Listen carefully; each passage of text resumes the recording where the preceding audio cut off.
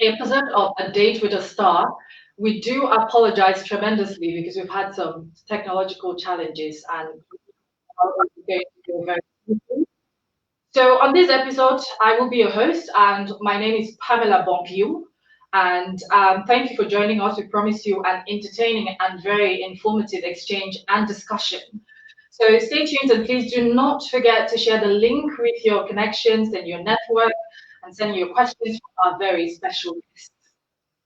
So who do we have for you today? As you may already know, this gentleman, he's feted and considered as controversial in equal measure. Professionally, a software engineer and corporate management trainer, he is the founder and CEO of the Institute of Rural Technology, which has facilitated employment for over 600 Cameroonian youth and counting. Politically, he's an aide to Sisuku Ayuk Tabe Julius, the leader of a pro-independent movement of Ambazonia, a strong advocate for secession as a solution for the Cameroon Anglophone Crisis. He is described by his fans as the fearless one. And that is not all. A devout Muslim, he is an avid debater on issues related to comparative religion, referring to himself as the Muslim scholar of the Christian Bible. So without further ado, welcome Mr. Abdulkarim Ali, everyone.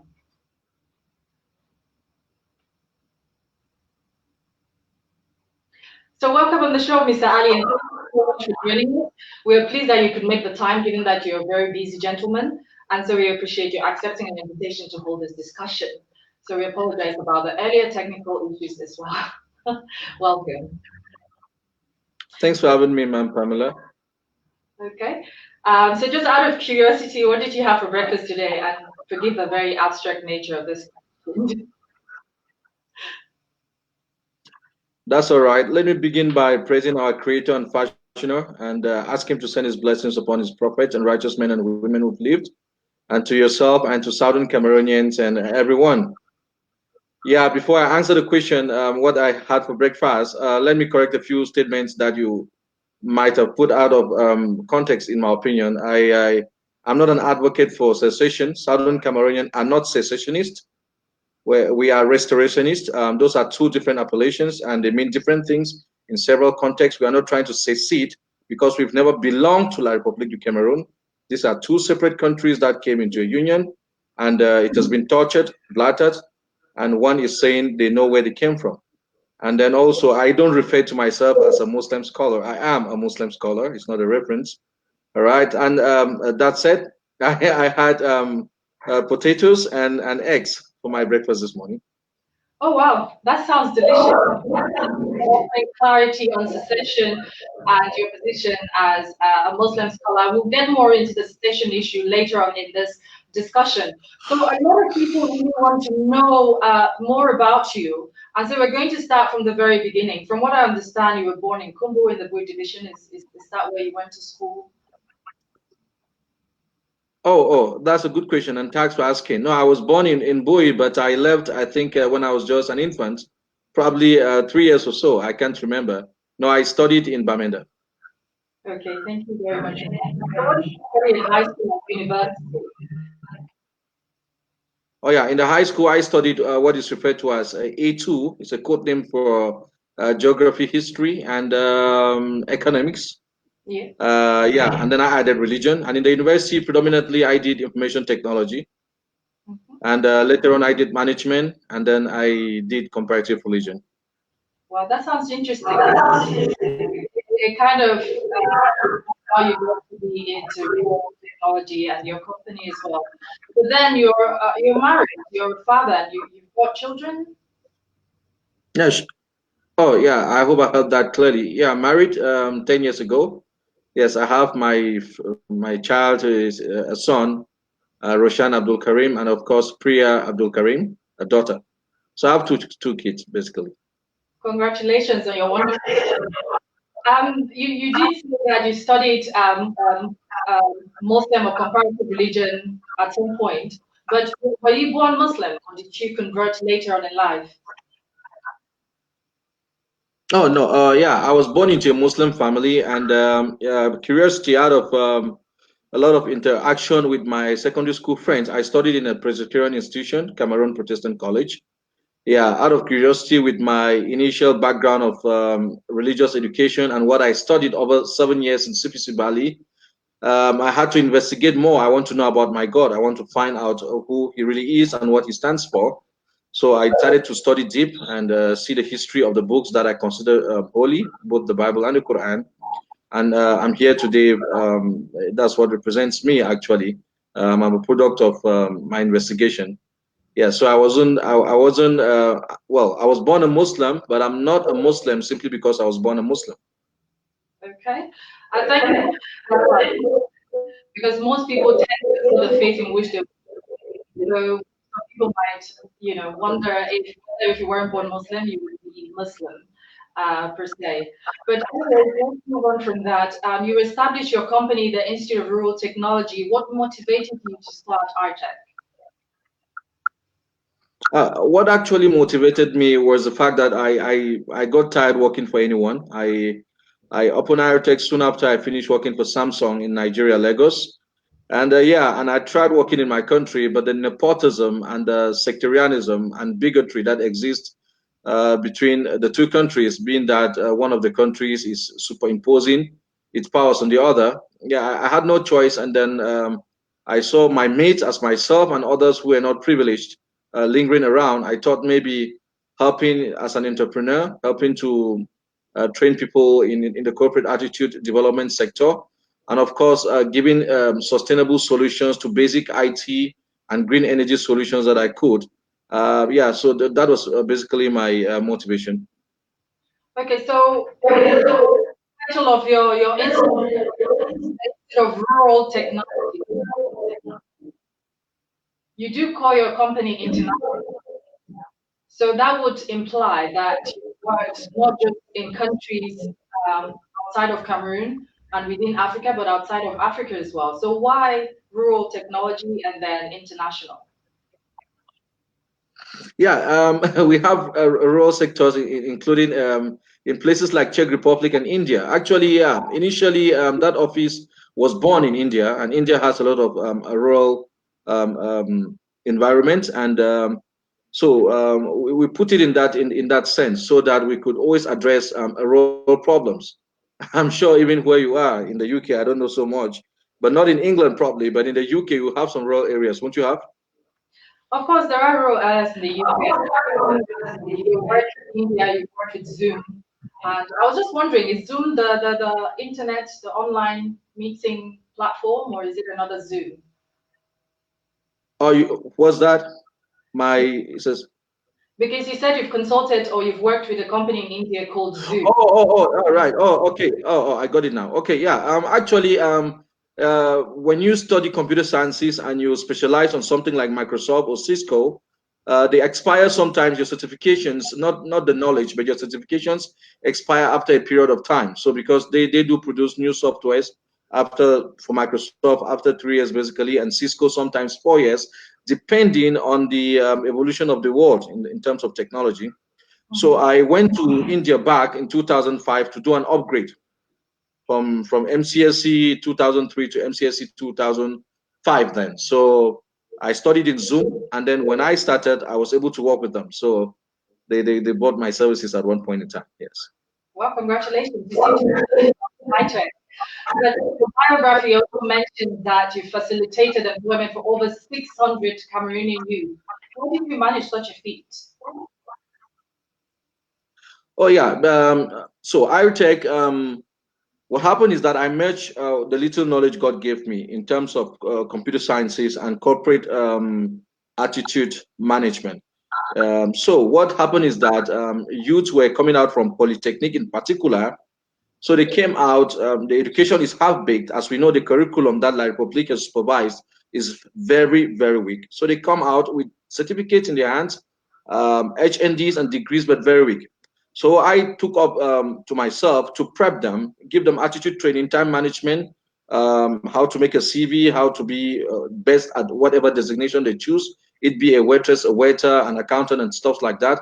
And then, of course, the company was connected to many, many other companies. So we solicited for jobs, and this is how we're able, by God's grace, to provide jobs for these people. Okay. So some were lucky to get jobs internationally, and some got it locally. Okay. So you're improving on the assumption, which is more around emotional intelligence, Yeah. Well, no, those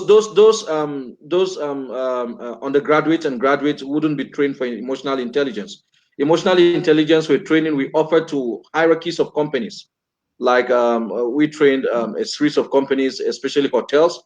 Part of their package for the training for hotel staff and other corporate staff is emotional intelligence. But I don't think a starter requires that, in my opinion. Okay. So thank you for asking those preliminary questions. We can get to know you a little bit more. So we're going to take a bit of a pause here and read some comments from the audience. Um, and yeah, okay. So people saying there's too much echo. We're so sorry about that. We've had technological problems up till now, and we're just hoping that we can do the best of the situation. Um, okay.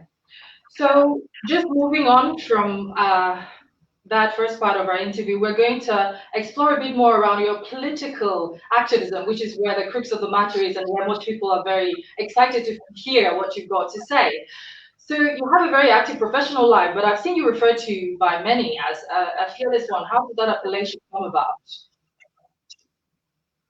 Well, that is a word they've choose to use, not a word I've choose to use for myself. It's because of the tyrannic regime that we have that oppresses people at every level, suppresses the voices of reason and the voices of people living in their fatherland. So, at the heart of such tyranny, when people spoke, I'm sure the population want to say they're fearless. But I don't think I'm fearless. I think I'm pretty much afraid. But I think I know the truth and I stand by the truth and I go with the principle that neutrality is the motto of idiots.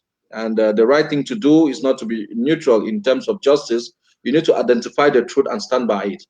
So I think that that is it. That's a very humble stance. Have you ever Sorry, come again, please.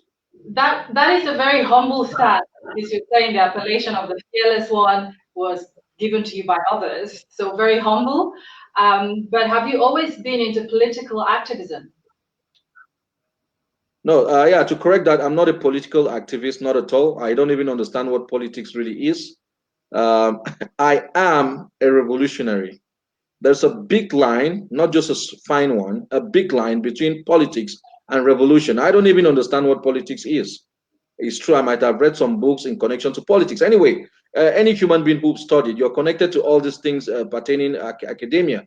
It be politics, religion, economics, science. So long as you're in the field of works, you get in touch with all these things. But basically, I'm not a political activist. I wouldn't consider myself to be a political activist because I don't know what politics is. That's quite interesting. But I'll come back. So you were arrested by the of January this year. We're just trying to understand what happened. Oh yeah, I was abducted. It would be an abduction because I know, um, according to the constitution of La Republique du Cameroon and probably that of the world, an arrest has a procedure, especially when someone is not accused of anything criminal. I was just picked up and I was taken to the office and later on brought back to the house. The house was searched. They took me to the office. The office was searched. Took me back to their office. No interrogation. Though I had an intelligent conversation with some of the night shifters of that particular police station. And then the next day I was released in between 6:30 7 a.m. So I don't know what I did. They didn't tell me, but probably people insinuated, and I would also assume that is because of what people consider to be fearless, going to TVs like yours and answering questions. Okay, sorry, I'm just going to because people keep saying that they cannot hear me, and I hope that this is going to make things a lot better. People, okay, so you escaped your arrest or you weren't sent to jail, and most people would say that you were lucky to have escaped and not in jail as a being seen as an Ambazonia supporter. So what would you say to to that? I don't know how someone supports himself. If by saying Ambazonia they're referring to Southern Cameroon, I cannot support Southern Cameroon. I am Southern Cameroon. So I'll be a coward that my people are dying for their rights, and I think I'm supposed to be somewhere else. So yeah, that is their cup of tea if they choose to lock up people because of such reasons. But I'm happy to be arrested or abducted for such a reason. There's nothing more besides my religion and my family that would make me happier than getting caught up in such a web of nonsense by an oppressor for my motherland. Okay, so you say that you're not that you are, as in the Southern Cameroonians. But in your position, as you've already mentioned, someone who gives interviews, you find yourself on debating tables and you have very strong opinion about things. People do see you as someone to look up to. So do you think that by saying that you're not an Ambazonia supporter, you're kind of removing yourself away from the current discussions that are taking place and saying, okay, I'm just speaking as an individual, but yet people look up to you. Isn't that supposed to be some sort of responsibility? I think I'm happy you asked again so I can clarify. I think you didn't hear me. I said if by Ambazonia, those who hold such appellations refer to Southern Cameroon, I'm talking about the adversary. I'm saying I cannot support myself.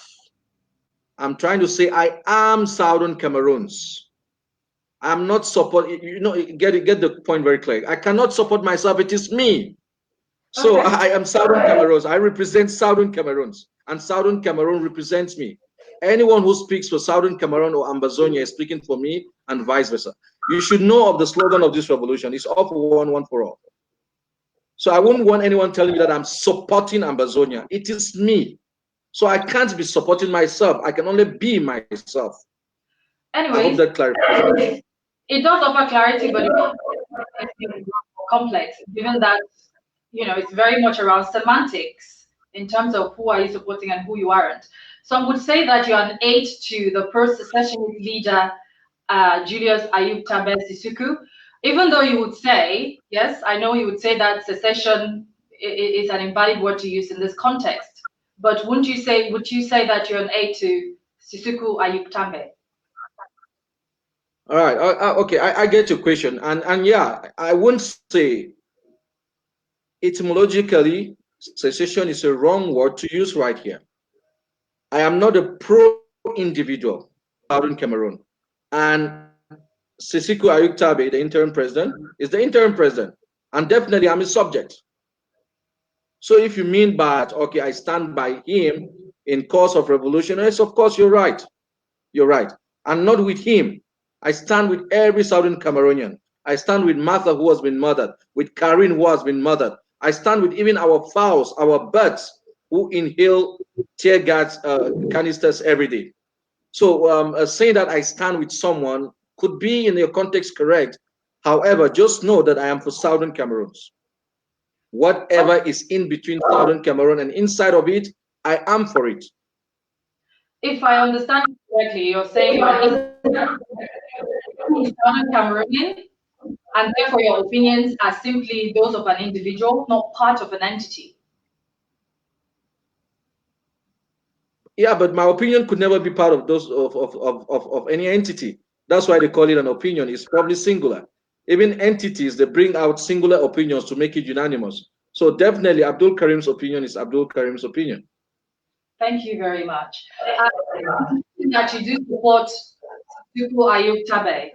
Some would argue that this gentleman is actually not an elected political or not an elected leader, self-declared. So how can you support someone who hasn't been agreed on by everyone in British Southern Cameroon, if we can be politically correct in your context? Yeah, who is everyone?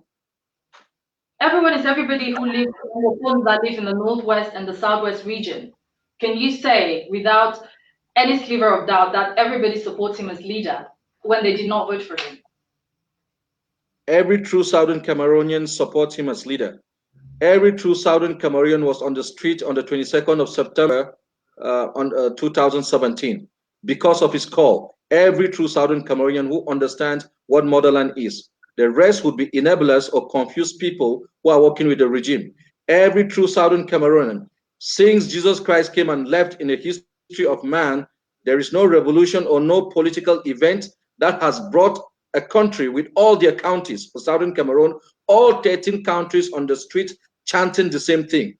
That was history, and that call was made by Sisuku Ayuk Tabe, and the people answered. So yes, I'll say every true Southern Cameroonian who were in their senses, even though they couldn't have been on the street with everyone, they supported him in spirit. Some people would say that others went feel very strongly about their Anglophone identity as opposed to supporting Sisuku Ayuk Tabe. Wouldn't you agree? Yeah, I would like them to define for me who an Anglophone is, because I don't consider myself to be an Anglophone. An Anglophone narrows this whole thing to be a linguistic matter. And the problem here is not a linguistic matter, it's that of an identity. Anglophone has to do with language and maybe some historical point in time when someone might have migrated to the Southern Cameroons. But the British Southern Cameroon predates all this. Remember, Victoria, what you people call Limbe, was named Victoria in 1858. It predates the coming of the Germans. Southern Cameroonians are not the same as Anglophones. Francophones could come here and give birth to their children. They could be Anglophones. Francophone could be posted by the regime to come and work here, and their children acquire our educations. They could be called Anglophones, but they are not bona fide Southern Cameroonians. There's a big difference. Of course, there is a big difference, and but unfortunately, history has made it such that those who come from the West and Southwest regions are called Anglophones, whether we like it or not. So, for the purpose of identification, regardless of whether that's how we see ourselves, this crisis that's ongoing in the Northwest and Southwest region is not called the British Southern Cameroon crisis, it's called the Anglophone Cameroon to the international community. Now, you did mention that you're an individual who has an opinion, and therefore you do not consider yourself to be part of an entity because an entity is made up of people with several opinions. But being that you hold your opinion so strongly, would some people would say that those you differ with, if you differ with someone else's opinion, who doesn't agree with you, it means that you're actually dissolving the entity that's required to create this British Southern Cameroons that you seem to be fighting for. And wouldn't they be correct? Well, being correct or being wrong is a state of mind, especially in a forum like you and I are having. So I wouldn't say anyone is wrong or correct. I'll say that is their perception, and their case can be made if they have a case. This is why we have also opportunities for debate. However, history does, when you made a statement saying that whether we like it or not, Northwest and Southwest. By the way, I don't know anything called Northwest and Southwest regions. It is Southern Cameroons. This balkanization didn't come up until 1972. And do not forget, when we speak like this, I said we ignore the rest of the history of the world. Israel didn't have a state until 1948. Christians were not called Christians until when the early Christians were preaching in Antioch. The Jews were not called Jews until when the state of Israel was divided and the firstborn of Jacob, Judah, had his own tribe, Judea. All of these things have to be dated. Now, when you superimpose a name on me out of suppression, I have the right to deny it. So I'm telling you, and anyone who wants to know, we are not Northwest and Southwest. We will not allow for this balkanization that has not only brought bigotry, it has brought sectarianism and even tried to bring up xenophobia between one people. We are not going to allow it. First, it was obliteration. After that, pauperization, and then balkanization. We are not going to tolerate that. So these people have their rights to their opinion. But I say when people have rights to opinion, there's a platform called a debate. Unfortunately, I don't do debates online. I like doing debates face to face. So when we debate, we get to know what stuff people really have to say. So I won't agree with you, and I won't disagree with you on this matter. I'll be neutral. Okay, I mean, we're not a debate, but we're here to establish because it's about you.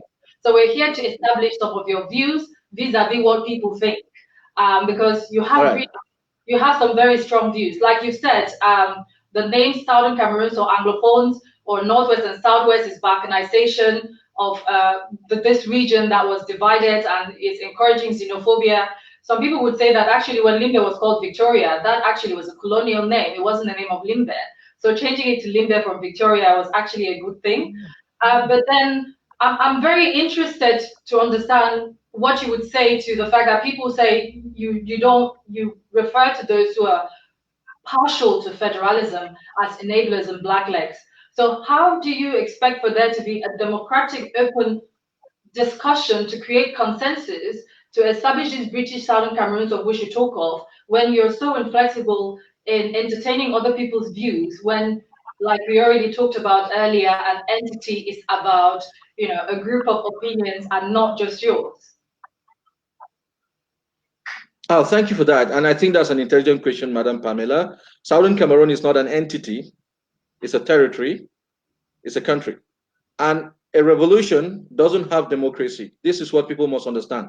There is no democracy in a revolution. Now, it's true, I will not entertain, I did actually in 2016, up to the 17th of January 2017. I would entertain all sort of conversation about the so-called federalism vis-a-vis Southern Cameroons. What people misunderstand when I marshal such arguments, they think probably I don't have an understanding of what a federal system of governance is. No, I did study it. I've read it somehow. I went deep. I studied it. I asked questions to professors like Robert Purp in the University of North Carolina, America, and they answered. I understand it's a very good system of governance, but when you bring it back to the context of Southern Cameroon, I say people who marshal these arguments, they are the ones who need to go back and do their homework.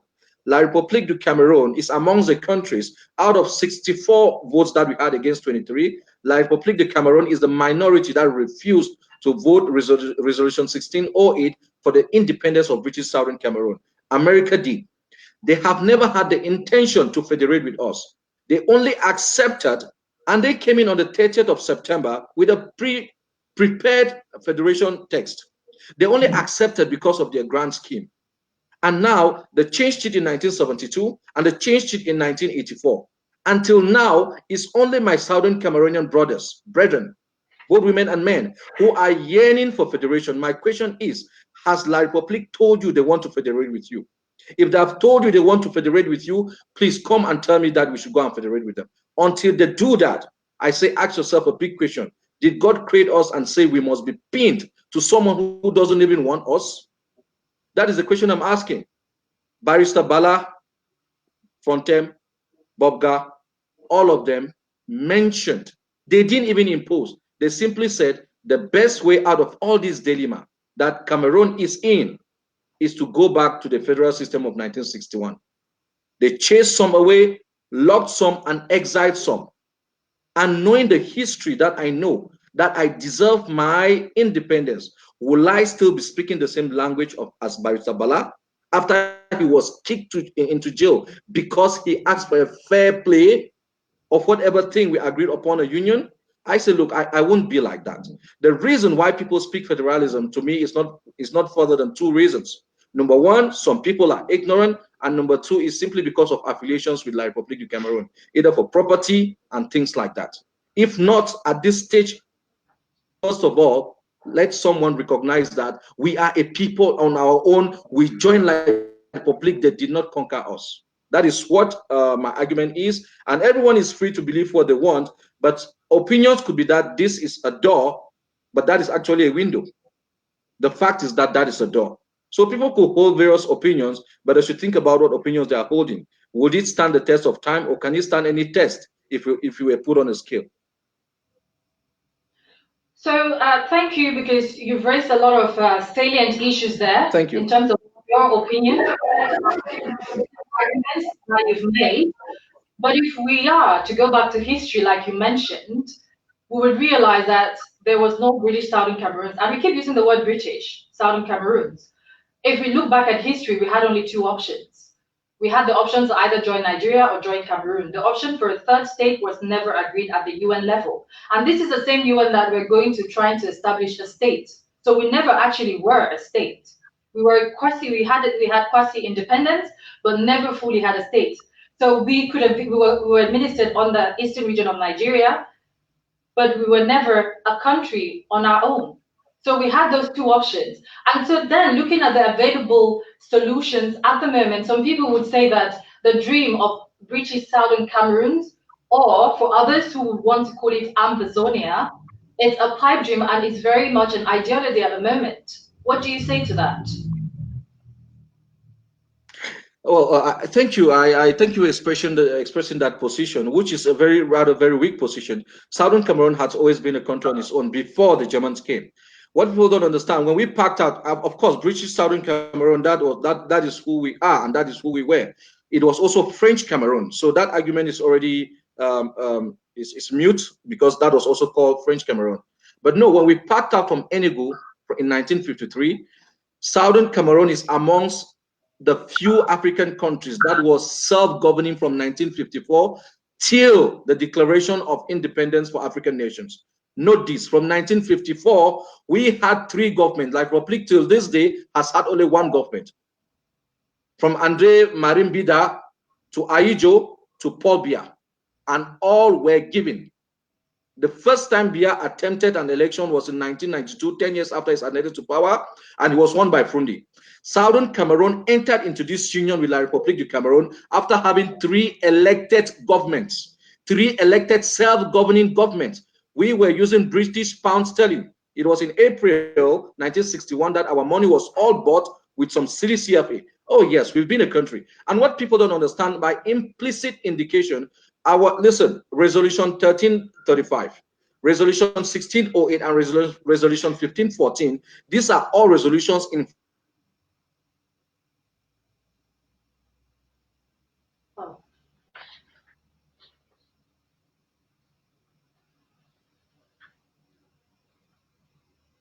Please accept our apologies. I think our guest froze. So I'll go over to read your comments just to see what everyone is thinking about this. We have different people who feel differently about this debate, obviously, but let me remind you that this debate is to hear more about what Mr. Abdulkarim Ali has to say. And being that he has very strong opinions, some people wanted to get other sides of the debate, or for him to expatiate more on what he means when he brings up certain positions. So we have so many comments coming in. Some comments saying man is by nature a political animal, says Aristotle. And someone here complained about not being able to hear me. So I hope that you can hear me now, Mani. So in relation to the discussion about Sisuku Ayuk Tabe being president of Southern Cameroons, we have Kingsley saying, I'm a true Southern Cameroonian, but he is not my president. And so from Singer Phillips, we also have a comment about who is every true Southern Cameroonian, sir, and why call them enablers simply because they differ in opinions. And we have Amba Bolifamba, who's saying anyone against the Southern Cameroons and working with the enemy is an enabler. Interesting. And there are those asserting their Southern Cameroonianness. We have Patterson Nubaga here, who's saying, I am a Southern Cameroonian. And another argument here from Kingsley saying, are you therefore claiming that because the British named a town or people, that becomes their defining identity? Are you not extolling colonialism? Yeah.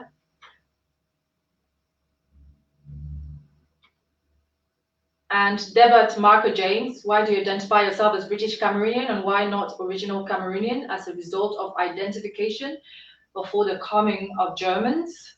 Interesting question. And from Ulfa Ugins, I hope I'm pronouncing it correctly, there was no Cameroon before the coming of the Germans. And that's a very fair point to make. We were a German colony for 30 years, and we weren't actually a British or a French colony. Strangely enough, we end up fighting as Anglophones and Cameroonians, and this is just commentary on history, by the way, not about my stance. So yeah, we were neither. We didn't belong to any country. And then Fred Fon is of the opinion that federalism remains an unwanted issue in our Ambazonian state. Mr. Abdulkarim Ali would have a problem with the name Ambazonia because to him it doesn't exist. And then we have FACO Association saying we can federate with people who burn our house. We cannot, I think he meant we can't federate with people who burn our houses and kill civilians in mass. That's debatable, yes. We can say that the army and the security forces have been killing people, being very strong-handed in the way they've handled, the discord in the Anglophone crisis. And others would also say that there are some rogue elements in that liberation fight from the Anglophone side that are also causing as much pain to the locals in Northwest and Southwest region. So from Arbitro Neville, Esame, Ashu, some of your arguments, madam, are just foolish. We have our principles, our beliefs, our values. Maybe you all have yours. We are Southern Cameroonians and we will remain that way. You aren't changing our minds. Fight yours, let's fight ours. Our people died in their thousands, not for stupidity. Our blood isn't cheap. We will get our demands, mind you. Well, I hear you, but I am asking very fair questions from an objective perspective. We know where Mr. Abdulkarim Ali's allegiances lie and where his opinions stand. But it's also good to hear questions that other people who have differing opinions hold from the other side. So perhaps, to some extent, you could say I'm playing the devil's advocate, but it's not about my position here. It's about questions that people have and how Mr. Ali actually approaches those questions and what he thinks about them. So we can't be thinking about creating a country when we all can't welcome or entertain differing opinions to ours. If you have an opinion and someone else has a different opinion and you consider them the enemy, then you two do have a problem because you're being autocratic in the sense that someone would say, in democracy, which we are fighting for, which is what we see the British Southern Cameroons to encapsulate, to embody. Some people would say that we're fighting for freedom of speech because that's what we've always known. We're fighting for democracy, which is what we've always known. We elect our officials. We're not used to a very centrist, assimilationist governance that some find in the Francophone section. La République du Cameroun, which sadly is what it's called now, though it wasn't before independence, which is what the French Cameroon section was called before independence. But eventually we have reverted to that. But anyways, that's a lot of history, which perhaps throughout this program I might get back to. So some more comments. Let's not forget about Ambazonia and La République and reform the new system to manage just people. So there are those people who feel very strongly that instead of fighting as Ambazonia or fighting as Francophones, we should put our heads together as one country and decide on a system that works for us instead of fighting to establish systems that were handed down to us by our trusteeship managers, who were France and Britain. So let's see, we have some more questions here. He had a state? What are you talking about? I don't believe I mentioned he had a state. I would have been referring to something he mentioned because he's saying that British Southern Cameroon was a state and had independence, but we never fully had full independence. We were a quasi-independent country, which is why we had to choose to join either Nigeria or the Republic of Cameroon. And so we still have other people who have questions around what can La République offer Southern Cameroon that you are asking for reform. So that would be to a previous comment that someone said. And another person is of the opinion, do not forget, Portuguese gave the name of Cameroon, Rio dos Cameros, river of crayfish. So Cameroon was born as a nation's name. I mean, we could get into semantics and discuss about what is a nation, what is a state, and that would get very murky for an African setting because very few African countries are nation states because we have so many different groups in one country that we cannot be a nation state. Some Arab countries are nation state because you might have 100% or more than 90% of the population is Arab, but it's when you come to the African story or the African experience, that's not what we've got. So Comrade has succinctly presented our case. But of course, you cannot exist in isolation. Other people too have differing opinions, and you're going to have to sit with them sooner or later to hear what they've got to say. It's not just about your opinion, but it's about arriving at a compromise. Not everybody believes in the same opinion. So how do we break that deadlock? And some are using this to settle scores. And we have a longer post here on how the Germans came. There were missionaries such as Alfred Secker, but that did not constitute colonialism. It was not until 1918, after the defeat of the Germans, that the British colonized southern Cameroons. This was ratified by League of Nations in 1922. Yes, Cameroon was a spoil of war. After the First World War, the German defeat. Actually, on the 11th of July, we celebrated 100 years of division, the Milner-Simon Agreement that divided Cameroon between France and the English. And is actually where this problem, the Anglophone crisis, actually begun. And we have Prosper Fadaha saying there is no Cameroon before the coming of the German. That's very correct. Most African settings lived as tribes, so we do not know that this idea of a country is something that is foreign to us. So if we're actually advocating for countries, and we really need to look at it from the historical perspective, we're still colonized because we're declaring ourselves a country, something that is very foreign to the African setting. Africans mostly identify with their tribes first, but I understand that with urbanization, with development, all of that has changed and we're more or less merging together. But before the coming of the colonial powers or the European powers, our settings were very tribal. And that's very true for Cameroon. Someone saying here, Siseko is no more my president because of his greedy attitude. I'm not sure about that. I don't know anything relating to that. Maybe someone can enlighten us on how he's greedy from prison. So yeah, let's keep it moving.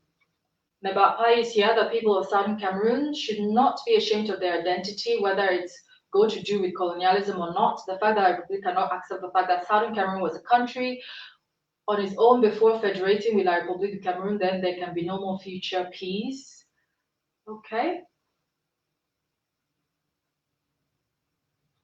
And we have Stella Ayafo saying the blood of Ambazonians ain't cheap. We can't be killed this much and leave on as though nothing happens. Separation is the only solution. Fair point.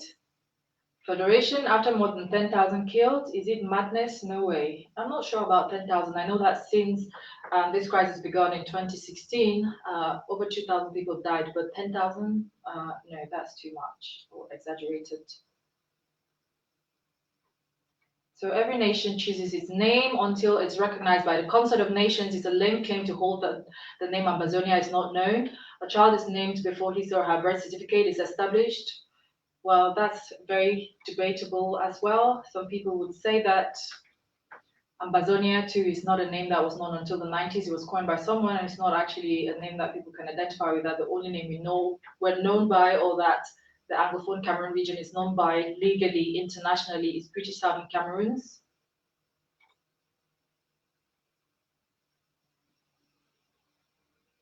So yes, I was reading comments whilst we were trying to get Abdulkarim on the line, and he's back. So we're going to get back and continue our discussion. Thank you all very much for sending through your comments. Please keep them coming. Before I get back to Abdulkarim, we have through Nixon that here who is saying both sides will be held for crimes against humanity, but the government needs to do more to protect the citizens, which is a fair point, very objective. The government of Cameroon, that's Cameroon with a U, meaning La Republic government, has lost its respect. And a country whose president was deported from another country, question marks. Okay, that question it's got nothing to do with us. There's a difference between fiction and reality. We have found ourselves in this state. War was declared on us. We are in a revolution. There is no choice during bloodshed. It is a battle for survival. It's either you are in or out. After war, there are choices. As of now, we must just fight and defend our people. We might not be doing it perfectly, but our backs are against the wall as of now. If you don't believe in the struggle, you're free to get to the other side. We're dealing with reality and not some staged drama. So thank you all for your comments, and I'm bringing Abdulkarim back in again so that we can continue this very interesting discussion. So thank you, Abitra Neville, Esame Ashu, So, Mr. Ali, thank you for joining us. We've been having some technical issues for a bit there, and I've been sharing some of the comments that have been coming in on the different stands that people have. And so we can go back to discussing, to continue from where we left off. So we've already established that you do not identify with the term Ambazonia. You consider yourself a British Southern Cameroon citizen. You believe that Southern Cameroon has been a state. It was self-governing from 1954.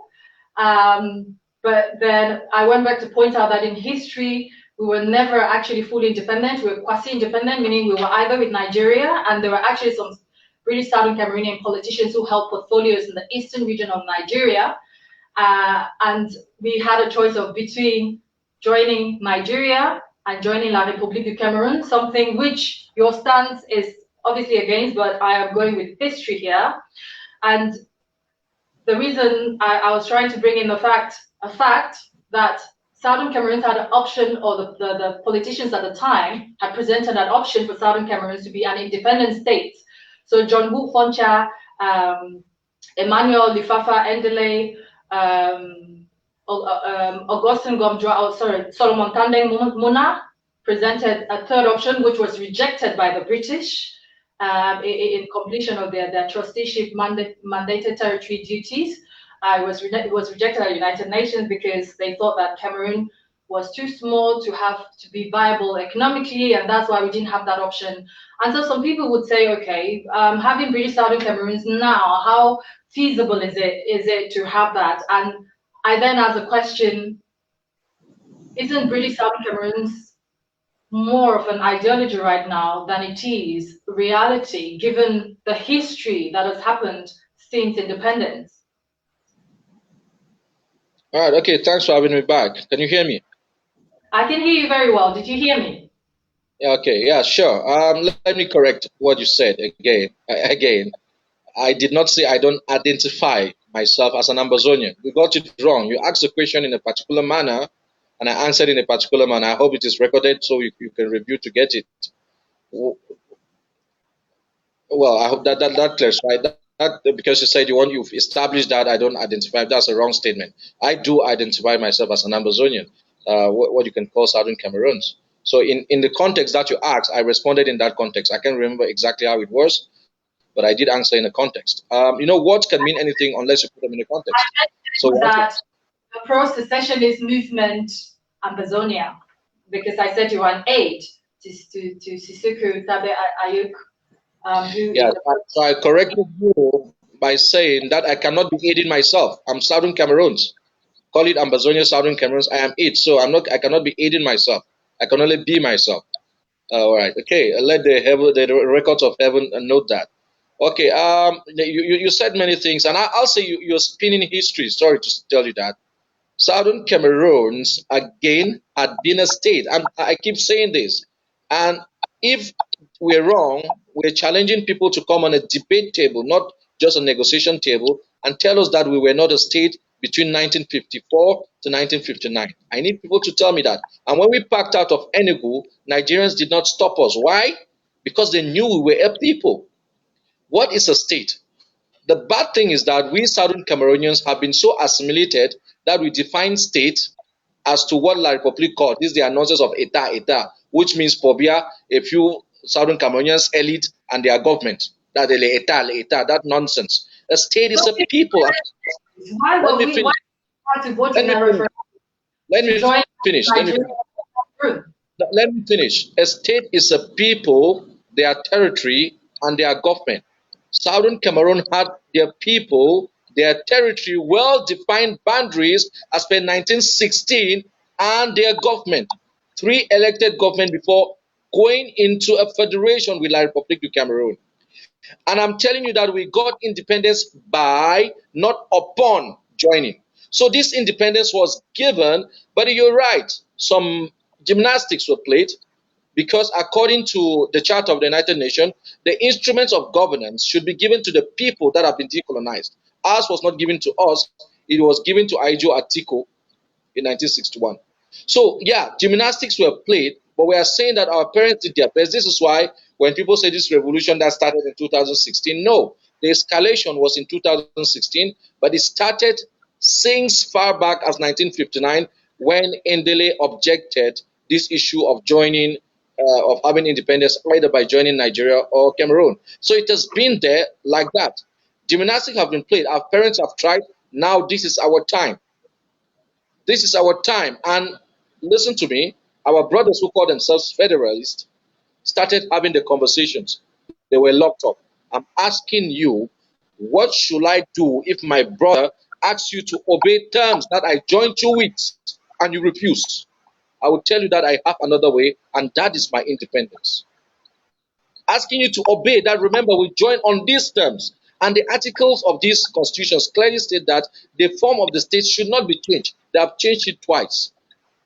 Besides that, the reply was murder, rape, carnage, cut off internet, and all these things. And someone keeps telling me that I must federate with these people.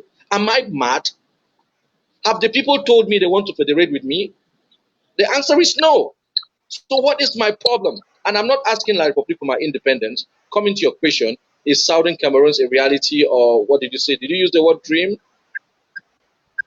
Some people would say that it's very much an ideology at the moment as opposed to reality.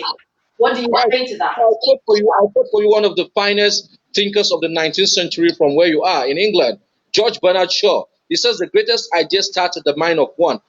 It starts as an idea and grows to an ideology, and then it changes the world. It is one man who said that Jesus Christ has died on the cross and we believe it. That was Paul. It is one man who comes and says that there is no God except he. That was Muhammad, and the whole world has changed. Yeah, it was an ideology, but you can see its reality.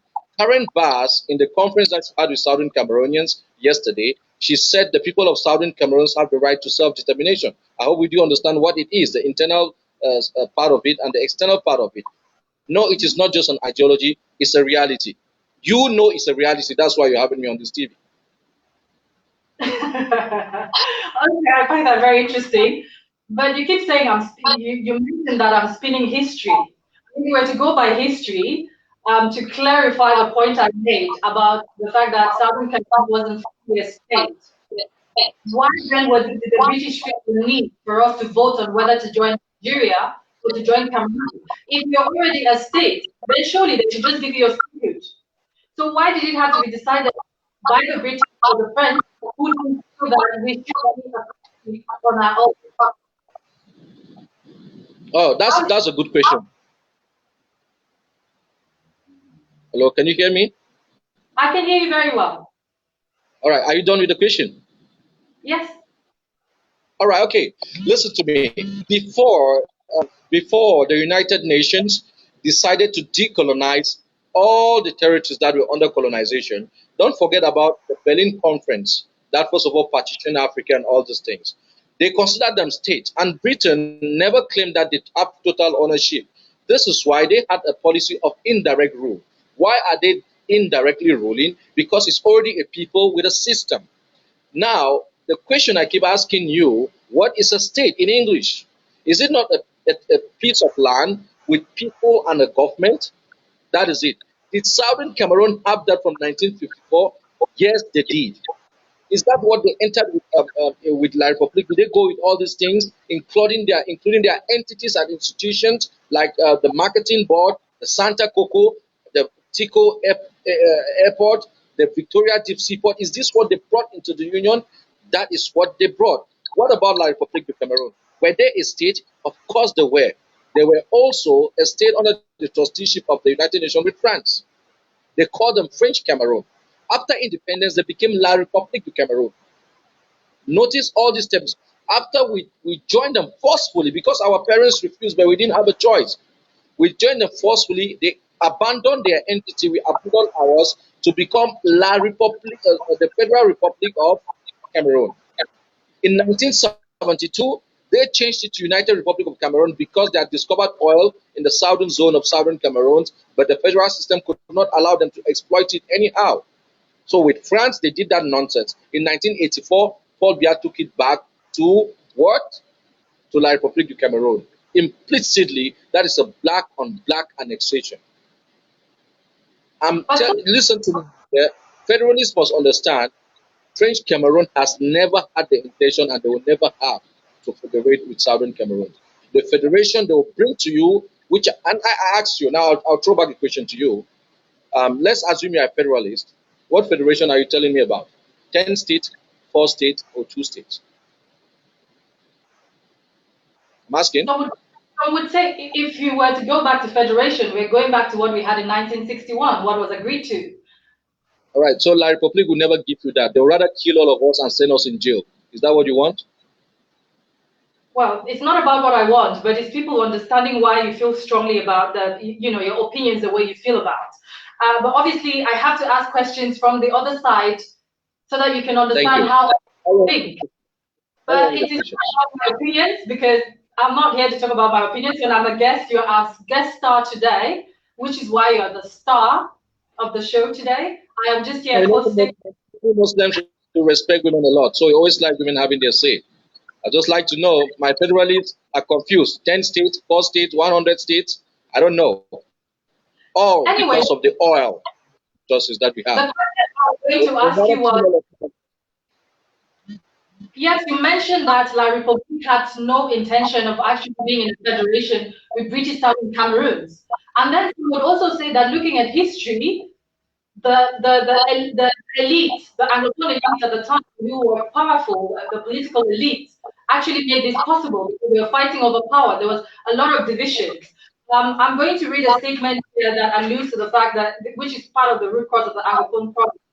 So the roots of the Anglophone problem lie in a badly organized reunification that was based on centralization and assimilation, and in economic and administrative marginalization. Personal and ethnic ambitions and rivalries among the elites did not help matters, and that's the elite of British Cameroon. They have not always been able to present a common front to defend an increasingly heterogeneous Anglophone cause. But people would say that the fact that you refuse to sit with federalists, people who have different opinions to you, mean that because you're actually an elite. You're here on this program, you're sat on so many other esteemed programs, people admire you for your intellect, and the fact that you refuse to sit with other people that you refer to as enablers and blacklegs because they are partial to federalism. Some people will say that you're actually helping La République du Cameroon government in their agenda to divide and neutralize and dissipate the Anglophone movement. What do you say to that? Oh, that paper you read, who is the author? Is that an academic paper? It is an academic paper. So this was a report that was written by the Crisis Group. It's report number 250, and it was published on the 2nd of April 2017. And this was after speaking to several historians from Cameroon, academics, people from civil organizations and NGOs, and some key Anglophone lawyers as well, who have been very involved in the consulting, the council, the lawyers' council that has been advocating for the change in the common law. So they interviewed all these very people, and that was the conclusion. So, in your opinion, I just wanted to make sure it's an academic paper because such academic papers are problematic academic papers. And let me correct the academic paper before I proceed. There is no such thing as an Anglophone problem. Can you hear me? I can hear you. Because I thought you were talking. No, carry on. I can hear you. Okay, there is a delay. All right. What I'm saying is we need to correct that paper. There's no such thing as the Anglophone problem. There's an Anglophone crisis that erupted in 2016. That's an escalation of a crisis. There's a Southern Cameroon problem. That academic paper is incorrect. And we need to start choosing what sources we study from. There's only one root cause of the Southern Cameroon problems, not many. There is only one cause of malaria, but the symptoms are thousands. The only cause of the Southern Cameroon problem is the non-decolonization of the British Southern Cameroon as per Resolution 1608 that won the vote for this territory to be independent with its natural inherent borders as per 1916 after the First World War. This should be taken into record and taken seriously. Now, when we talk about the Southern Cameroon, the Anglophone crisis, most times we refer to marginalization and then the late erosions of the law, the legal system, and the academic system. My dear, these are symptoms of the Southern Cameroon problems. The Biafra that they insult us, the Anglophones, the nepotism, the stealing, the barbarism, the training of military not to defend fatherland, but to beat us, the control in French. All these things are symptoms of one disease. The disease is the abuse of Resolution 1608. We need to have these things very clear. And that is So why, how do you propose? Okay, carry on. just say it. What did you say? I was going to ask you, how do you propose we decolonize? With you're talking about the resolution, and you're saying that's the root cause of the Anglophone All crisis, right. and not the ones which are the, which are Yeah, effects so of the. this is why. And don't forget, Britain made the same mistake with Eritrea and Ethiopia. It made the same mistake by forcing Eritrea to join Ethiopia during their own decolonization process. Now, so how do we? Before that, there's this another question. Let me answer what you asked earlier. That I refuse to sit with those. I would never sit with an enabler. I can sit with an enabler face to face. Look at an enabler eyeball to eyeball for the public to view us and analyze what they are saying. My sister, more than 12,000 Southern Cameroonians are dead. More than 150,000 are in the bushes. Did we start a war? No. Did Southern Cameroonians break out from the federal state of Federal Republic of Cameroon? No. Who broke out? La République du Cameroon. Are we educated enough to know our rights? Yes. Should we be begging for our rights? The answer is no. If you beg, would these people even grant you? No. La République has been cornered. That is why they are even so. Get a few elect of us, put a lot of soya in their mouth to eat, and then look, my dear. Before this crisis, I'm struggling. I'm not the suffering type. But my neighbors are suffering. Your neighbors are suffering. People are dying. I want to bequeath for my child and his child, for my neighbor and my neighbor's child, something better. Not a case where because I know someone in Yaoundé, I will leave earth above water while my neighbor is dying. La République du Cameroon understands only brutality and violence. We've not been violent with them. We are only defending ourselves, and you can see how they kill every day. Do you kill like that for federalism? Do you kill like that for federation? You want to federate with someone who declares war, and since this thing started, he cannot step foot on your land? With people who even refuse that the symptoms that you call today, they refuse that didn't exist. They refused.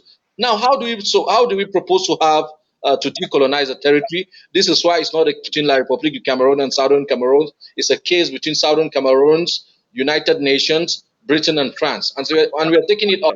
Unfortunately, enablers are holding us back. But The how do only you? reason, the How do only you? reason, the only reason La République du Cameroon has the audacity to start shooting us, and they are shooting us, is because our brothers are enablers. This is why they are called enablers, because you are enabling genocide on your people by standing on the fence and ask for what you did not take away. You're asking for what you willfully joined and they took it away from you. And you asked for it another time, you were locked up for it. Your people marched peacefully to release those that asked about that thing, they were killed. Are we kidding? We were marching on the 22nd of September saying, release Abogbala, release Fontaine.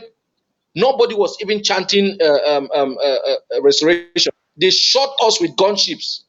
And look, my dear, you see, I'm getting emotional. The only reason we are here is because of enablers. Our bloods are on the hands of enablers, and God help them.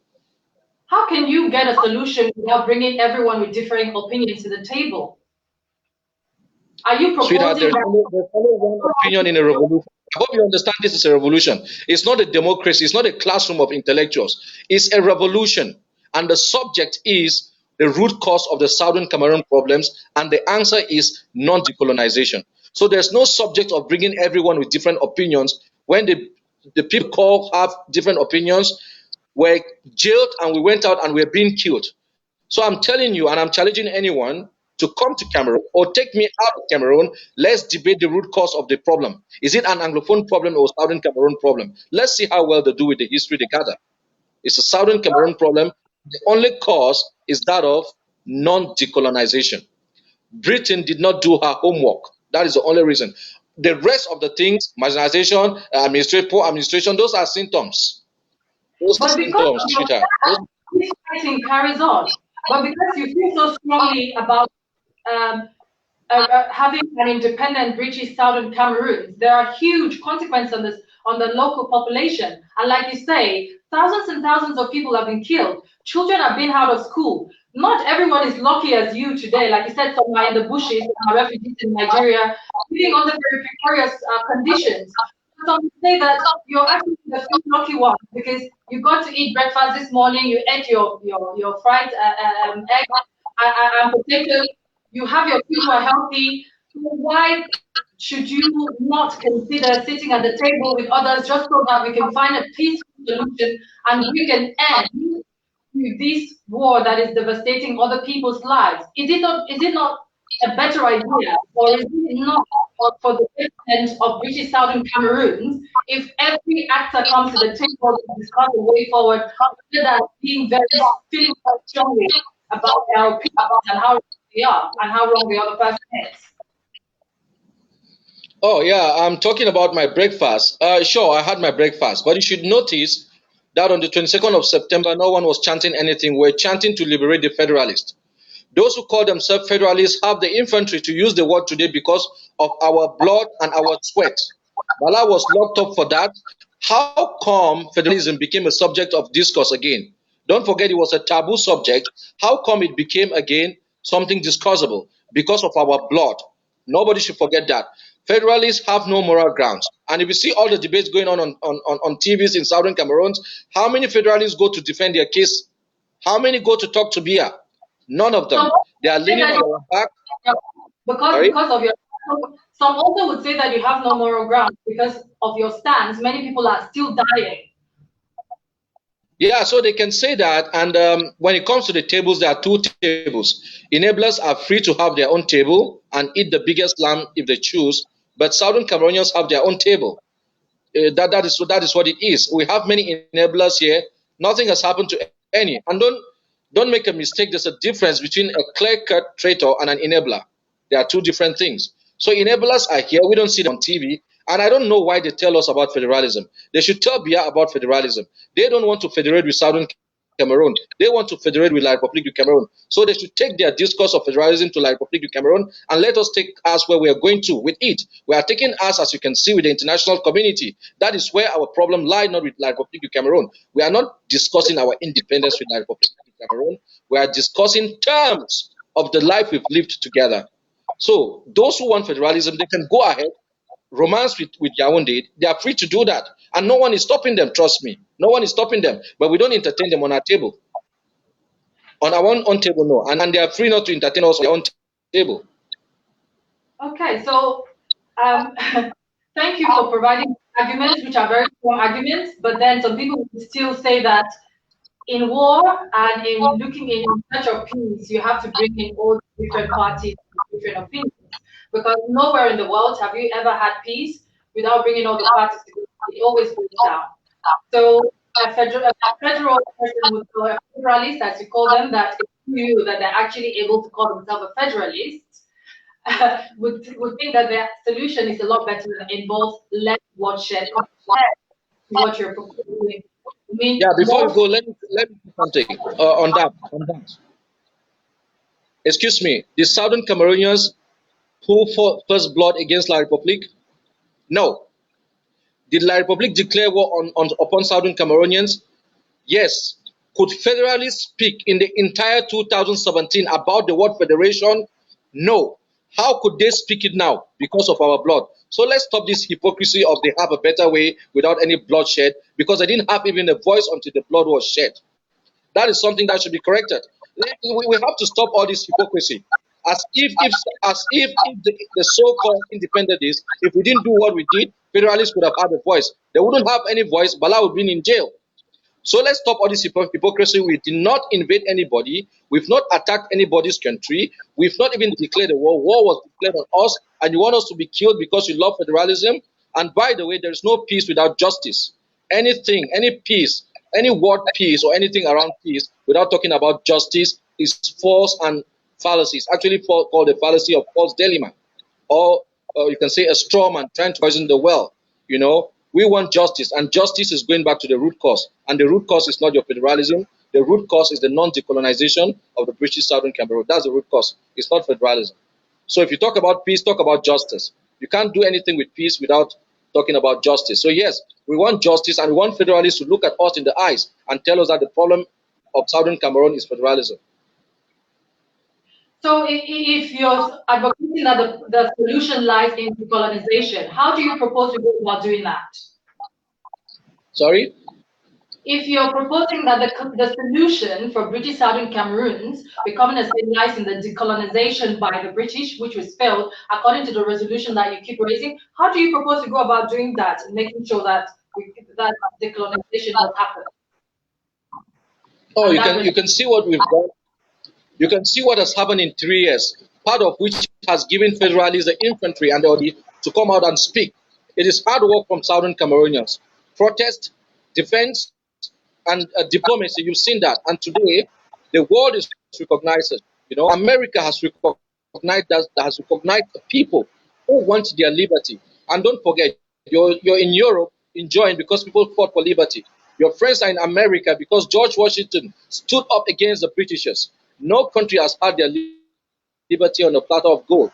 You have to stand up for it. But Southern Cameroonians are doing it in the most peaceful way.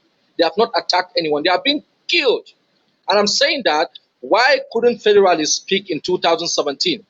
After January 17, 2017, why did they shut up until 2018? I would like an answer to that question. Okay, that's a question for the Federalists, and I'm sure there are comments in the the comments in the comment section here coming on. Let's see what some of the. I will read some of the comments so that you can see them. We have Kamrul Biswas who's saying that Federalists are opportunists.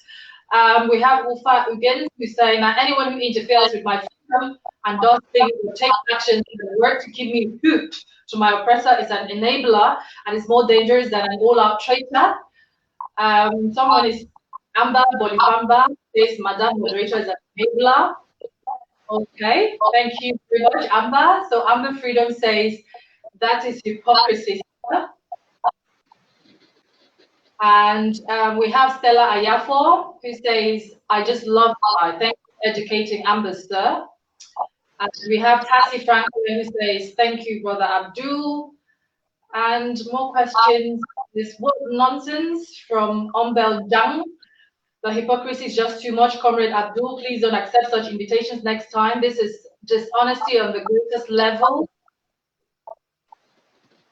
And we have another comment here from Bamakina Kuga, which says, tell them, Mr. Abdul, they should take their discourse of federation to Biya, who is not even interested in.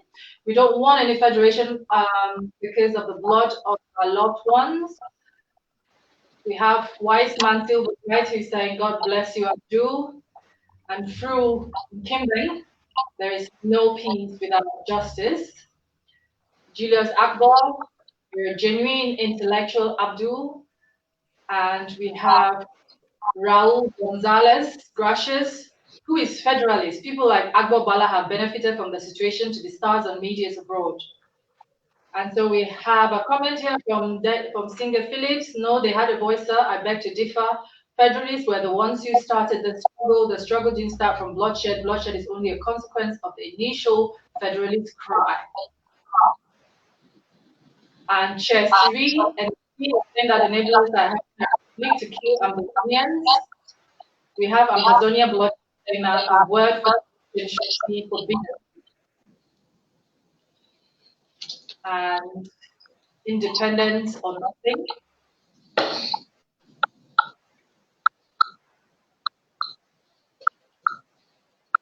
And so we have another comment here from Ita Akom. Restoration of the Southern Cameroon independence is the solution. So yeah, those are the comments that I've been coming at. So hopefully you can see some of you've heard them, I've read them out loud so that you understand. But then we just need to get this discussion moving.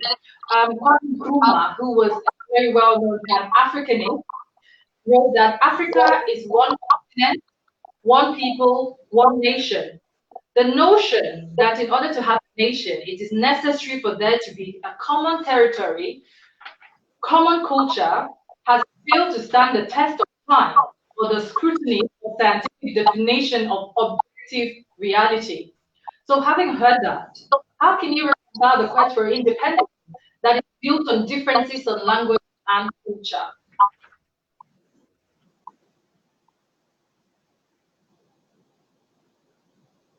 All right. Thanks for the question. Are you done? Yes, I am. All right. Okay. Kwame Nkrumah wrote in a time in the what he lived in a time when social media was not available. He lived in a time when a black nation had not annexed a black nation and trying to force them to become French speakers. In the meantime, if Kwame Nkrumah was alive, I will ask him, I will tell him that, sir, if Britain and France, who are very close neighbors, could merge and become one country, then I'll believe you that La République du Cameroon and Southern Cameroons can merge and become one successful country. Sister, it can't simply work. These people hate us, they dislike us, we disgust them. They only want our property. It is about the oil, the timber, the human resource. That is it. And then the land, of course. They don't like us. They call me Biafra. I didn't understand what they meant until I grew up. It means I'm a Nigerian who came to steal their land. They call me Anglophone. Till this day, till that you're talking about your federalism, they speak to us here. All the police here, they speak to us in French. If you cannot respond, they either beat you or kill you or lock you up. But and in their zones, nobody speaks English. They speak to us in French here and they speak to us in French there. So we can't simply copy paste made by great people like Kwame for actually it is anachronism to actually the fallacy of presentism, actually trying to superimpose what happened in the past in the present time or vice versa. It doesn't work that way. We need to coin our own statements in our context. These people, our federalists, are half assimilated people or ignorant people, or federalists who are speaking federalism out of ignorance. I feel sorry for them. But most of those who speak with the knowledge they have property in Yaoundé, they are enjoying with Yaoundé. It's not because they really think we can federate with our public, because they know we cannot federate with our public. And they are not even telling us what kind of federation they're talking about. The elite of federalism, I hear they're talking about 10 states and 4 states. La République fears even the two-state federalism more than independence for some reasons I don't know. They can't bear it that we are going to say X is our governor in the northern zone, Y is our governor in the southern zone. Better still, it's never going to be like that because southern Cameroon is simply one zone. That we are going to have one governor that determines everything for us, and they are not going to have the oil. They'll rather kill all of us. And since they've started killing, we say we are going to defend. Get it there. We did not attack a single policeman when they captured Bala and drove out Bogba. We did not attack a single policeman on the 22nd of September. We've not attacked a single Buddha person or Babusan person living in Bamenda or Douala or Yaoundé living in Boya and Victoria. We've not done that because we are not barbarians. But these people shoot infants. And they have not told me that they want to give you your federalism. Have they told you that? Have they told federalists that now, look, tell your brothers to stop, come, this is your federation? They have not. We are begging on our land, we are begging from people as though we don't know what to do. It's a shame on Southern Cameroonians. After 57 years of imprisonment and slavery, after more than half a century of education and scholarship, we beg for what is ours? No, this is a territory. And listen, according to the AU, OAU, and the United Nations Charter, a border or boundaries is stipulated at the date of independence. Now, at their independence, La République du Cameroon, what was their border? Was Cameroon part of their territory? The answer is no. What are we talking about? Who started killing who? Who is killing who till today? Because of federation? And the question goes back again, why was federalism not mentioned by any federalist in the entire 2017? I want to get that answer. Okay, so we'll throw that answer to federally so that they can see and they can come back with the Please comments. answer. Yes, we've thrown it back to them, and I already have a response here. We can read it out. Let us be clear: September 22nd was never about federalism, and the leader, Sisuku, was already leader of the Resolution Council or whatever came out from Skakov. Uganda capitalized on the bloodshed on the 22nd to declare independence a week later, which has led to more bloodshed. So that's a comment here. So someone else is saying schools resume now with the Republic curriculum will amount to Ambazonians accepting defeat. So just to capitalize on this comment, some people would say that Anglophones or those fighting for British Southern Cameroons have made situations worse because the government in Yaoundé were actually accommodating and presented certain concessions because the Anglophone elites or those who are actually in front of this crisis or directing it were not in agreement. It led to the talks breaking down. Do you think that the fact that it is impossible, even though you keep saying that the Northwest and the Southwest region are one region or one country, one state, we forget to acknowledge the fact that there were different ideologies within that group. Southwesterners might not feel as strongly about British Southern Cameroons as you do, and that's exactly what led us to these problems in the first place. Because some would say that back in the 60s, when the power started becoming more centralized, we found that and NLA wanted to vote from John Hook Poncha, which they succeeded in doing. And so they got power, and obviously that led to things. Or when they found out that it didn't work out for the Anglophones, or it had been a wrong move, they tried to change that by writing letters to the government in Yaoundé to criticize some of the things that were happening. So some people would say that the leaders today have not learned from history. Because you did mention when I talked about Kwame Nkrumah, you were saying that it's season. And it's something that people just take things from the past and talk about today. But I feel that history holds lessons for today. From your point of view, having said that, can't you see that actually some of these things, or you still saying that federalists are enablers instead of sitting down and having a conversation with them is part of the problem? Well, I think we are doing a circle, you and I here. I think I've answered those questions. I've sat with early 2018. I sat with I think what I would consider the best arguments federalists could marshal. I sat with Dr. Munzo. I sat with Barrister Bala, and they couldn't answer the same questions nobody can answer now. And people keep spinning about Skakuf and so on. Look, NCNC predates consortium. NCNC, it predates consortium. SDF predates consortium. But my question is, why weren't the Federalists laudable? Why were they not speaking in 2017? Because they could not speak. They couldn't speak. It took blood, resistance, defense, diplomacy for them to open their mouth to start insulting us with the enemy. For them to open their mouth and call their brothers tyrants. And they're speaking because of the blood of these tyrants. Because after January 17th, 2017, they couldn't open their mouth because Bala was locked up for mentioning federalism. So no one is stopping, talking about sitting and talking with them. Right now, well, maybe mid 2018 I could. Right now I can't. If for these 3 years, every Southern Cameroonian has not learned a lesson, has not realized that these people don't want us, they hate us, and have not realized that we are a people. They keep saying Northwest, Southwest region. This is not 2,000 years ago. This is history of 1972 that these people balkanized us. The Jews that were chased out of Israel in the first century only went back after Hitler has incinerated them in 1948 to go and regain their states. And as Jews in 1972, my brothers keep calling Northwest, Southwest, they are enablers. They can't open their mouth to say Southern Cameroons, they are enablers. They can't realize that someone divided us, a black man, not even the colonialists, a black man seated here, divided us and made us to sing songs for life called birthday. Come on. Change name of our cities, and then upon mentioning it, he kills.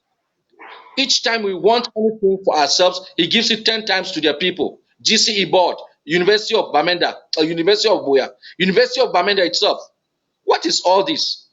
But my question again, two questions. Have they told you they want to federate with you? And why were you not speaking in 2017? So we say, look, you can talk. You can talk with them. Go and talk federalism with them. Why must you talk with us?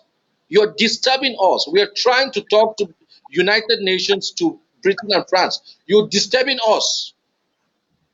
You're making them feel that it's just a minority when you are the minority indeed. And if you think I'm joking, come to ground zero. And if you did not see September 22nd, come and see it now again. So that is the minority that wants to speak with the regime. They should go and speak with the regime. They should stop being an impediment to their own people. The people who are the reasons before they can speak today. Federalists could not speak after January. It took blood and defense. We fought and they released you guys. We come out now and then we are the barbarians. We are the weak. So you want to tell me 8 million people are all demons because they defend their land and defend some of your parents? Come on. This is just outrageous. The only reason we are at this war is because our brothers took side with the enemy. If they did not, the enemy would not have the infantry to stand up against us with one bullet. It's because they have our brothers who are speaking with plantains, rice, and ekwang in their mouth all together, and nobody understands them. You want federalism? What federalism? You know, so it's very sad, my dear, that one gets emotions on this note. But I'm on the ground. I see how my people are being killed. Your people are being killed. And I see how you still call me Northwest region. I get so sick. So some would say that the approach that's been taken by British Southern Cameroons is actually shooting ourselves in the foot, in the sense that there is an international order. We can take an example from what happened to Catalonia in Spain. They independently voted to become a country on their own within Spain, but now the leaders are actually knocked off.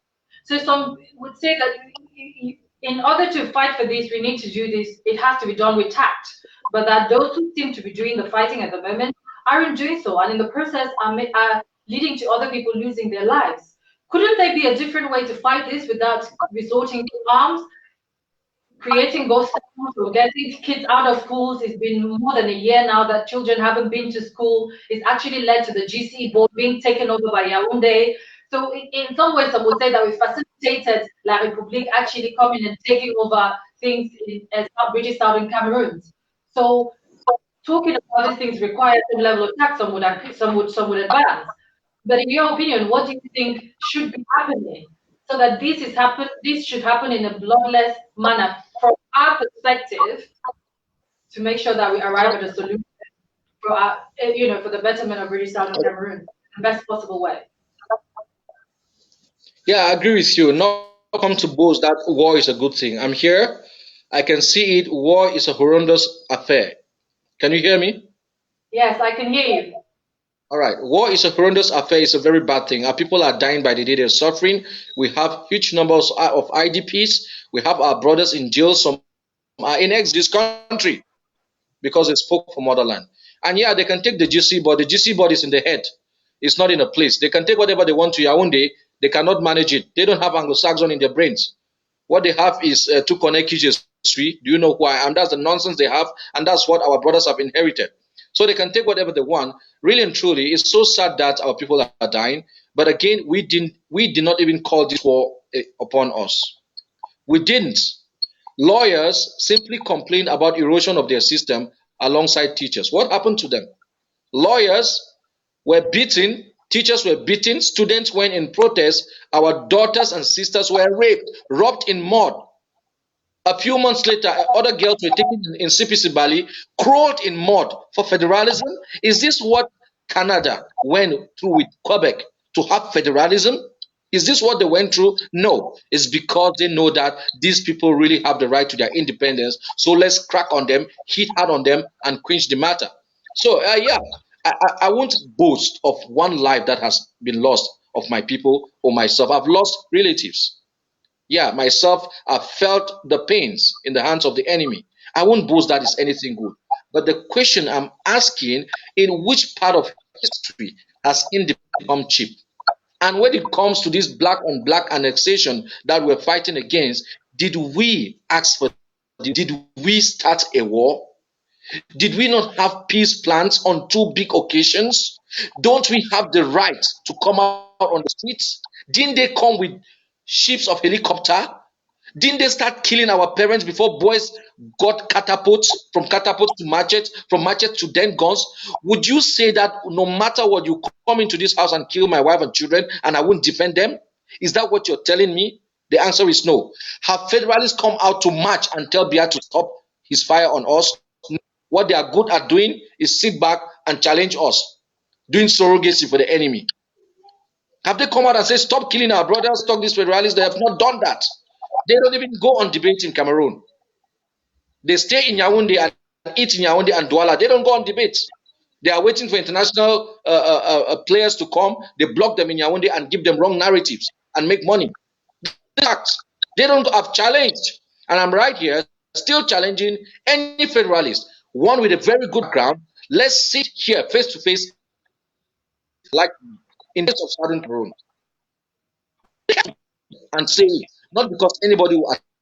The argument is so mute and so weak, not worth hearing. That in the whole of 2017 you couldn't open your mouth, and now all of a sudden you open your mouth and you're ranting.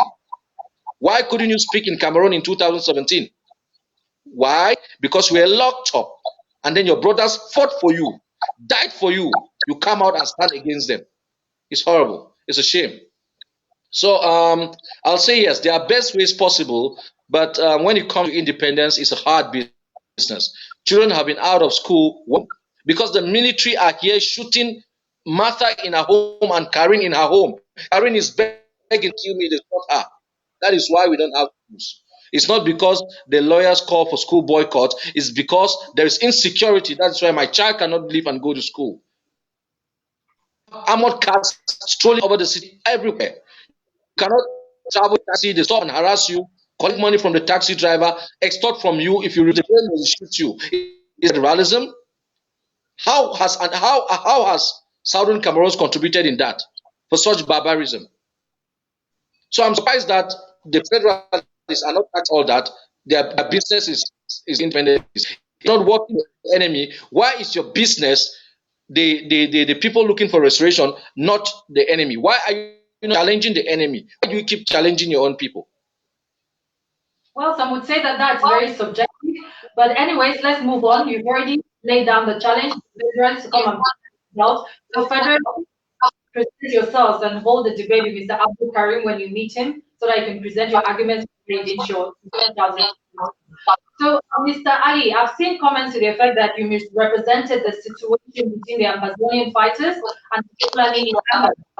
Can you clarify the position of conflict in that part of the country? Oh, I cannot. It's breaking. Okay. I cannot hear you, please. I'll try again. Can you? I can hear you, and I'll try again. So I have seen comments to the effect that you misrepresented the situation between the Ambazonian fighters and the Fulani in Aram.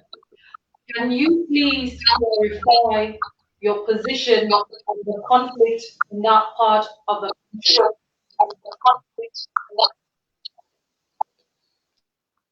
Asking about the conflict between the restoration forces, the people.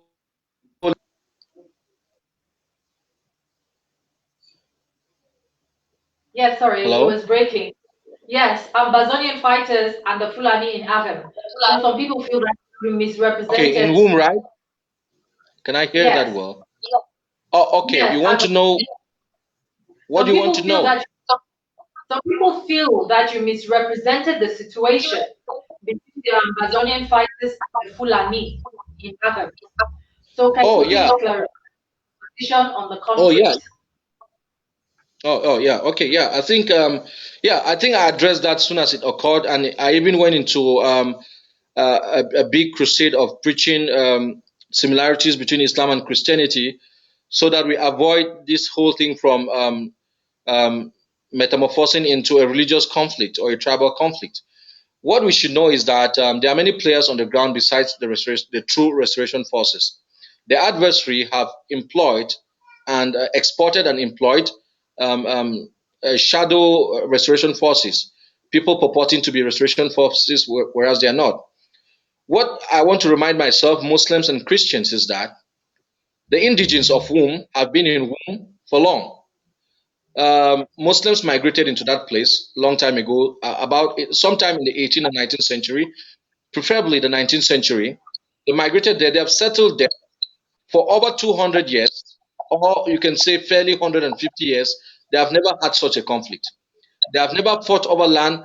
The Christians in that locality or the non-Muslims have never stopped the Muslims from having their mosque or their religious businesses and vice versa. Nothing like that has happened. The big question is, why now? Why at this point? Why would an indigene kill a Muslim in womb and claiming that is because it's a Fulani person? I say the fingers are all clear to be pointed in one direction. It's a plot, it's a plan. But God said in the Quran, وَمَكَرُوهُ وَمَكَرَ اللَّهِ إِنَّ اللَّهَ خَيْرًا مَاكِرُونَ. They plan and Allah also plans. And Allah best of planner. You could see how God exposed the military. How can you call yourself security force officer and you find youth with sticks going to attack so-called armed men, and then you allow them to go attack them? If it is not your plot, whose is?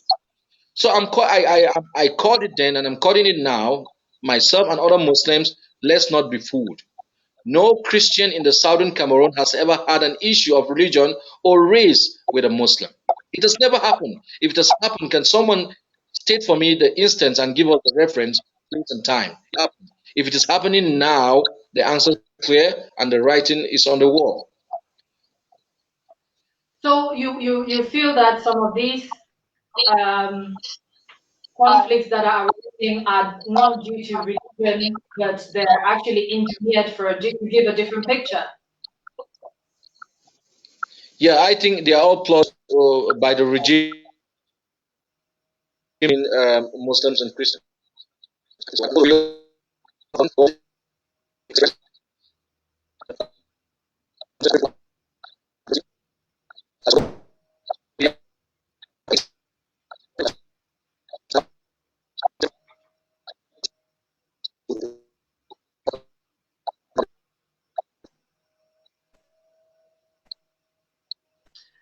Sorry, Mr. Ali. We've been having some issues, so you were breaking there for a bit. I hope you're back now.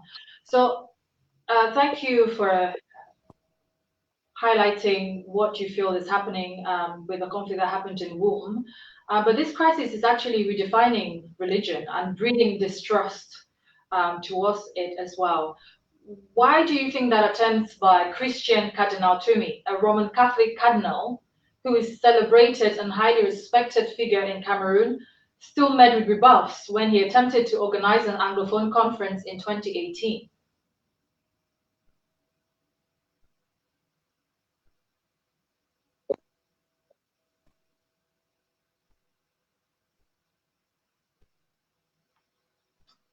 Hello? Can you hear me, Miss Ali? Hello? Hello? Okay, this is breaking. Miss Ali, are you back with us?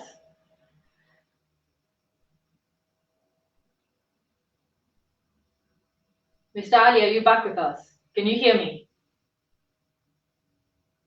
Can you hear me? No? Okay. So something's happened with our audio because it appears Mr. Abdul Karim can't hear me. So I will go ahead and read some of the comments while we try and figure out what's going on. We're almost coming to the end of this discussion. But let's see what some of you are saying here in our comment section. There's quite a lot that's coming in. Someone said here, Jack King Jr., the only way to fight this without violence is to buy guns and bullets and chase La Republique out of Ambazonia. Ombel Njang feels very strongly that I am a unionist, and so Comrade Abdul should stop talking to me. Raul Gonzalez, gracias.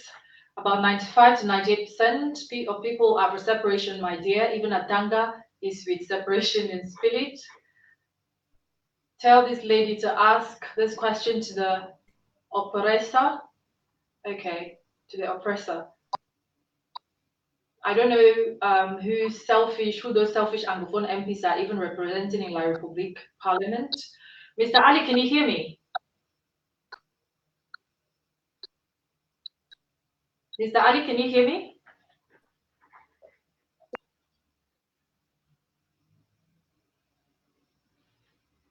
Okay. Fabrice Tang is saying GC board is now in Yaoundé. We have more questions, so please people bear with us as we try to get Mr. Abdul back online. There seem to be problems with connection, so it's really, really tricky. We don't want GC board in Amber says Amber Freedom.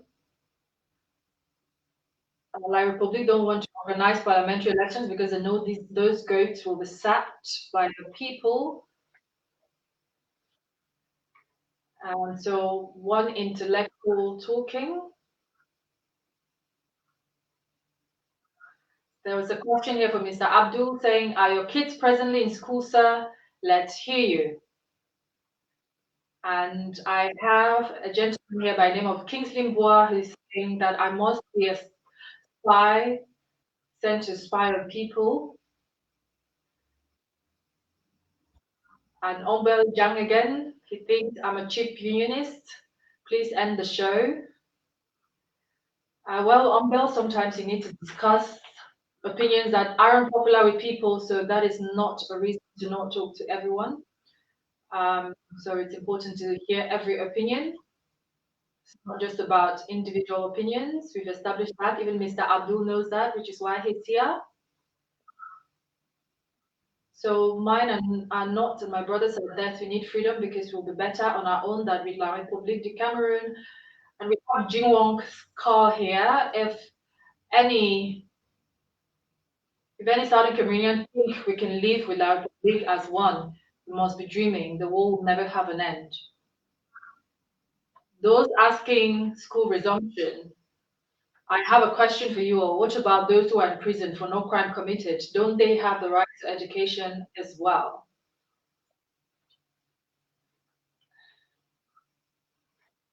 So we have Etengeneng, the judge Akbabala is a federalist and he travels the globe purposely to raise an alarm on the barbarism of the Bias regime. So we have all these questions, some more comments. CPDM has reached this country. I can't take it meeting someone who has the same mentality, which is denial of threats or distortion of facts. So Mr. Abdul, don't waste your time with federalists, is what we're getting from Amber Freedom. Some texts are Ajonkako. Is it Ajongako? Sorry if I'm massacring your name. Akawum. They're thinking of their personal interest. And we have GF Asokam, there is no retreat, no surrender. Ambazonia spirit never dies. So I'll try and bring back Mr. Abdul Karim again so that we can reduce this. We've been having some cuts, which is why I've gone back to reading the questions. Thank you, Mr. Ali, for your patience. I hope you can hear me now. Mr. Ali? Mr. Ali? Mr. Ali? Okay, so we're still having some issues here with connecting to Mr. Ali.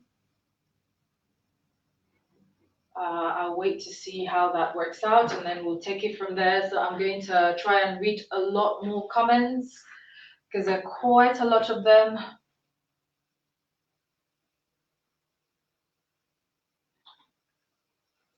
So I have a comment here from Mr. Edwin Guine Excellence, who says, it's really bad that the enemy, La République du Cameroun, is not willing to negotiate with the Southern Cameroons, but we will prevail by God's grace.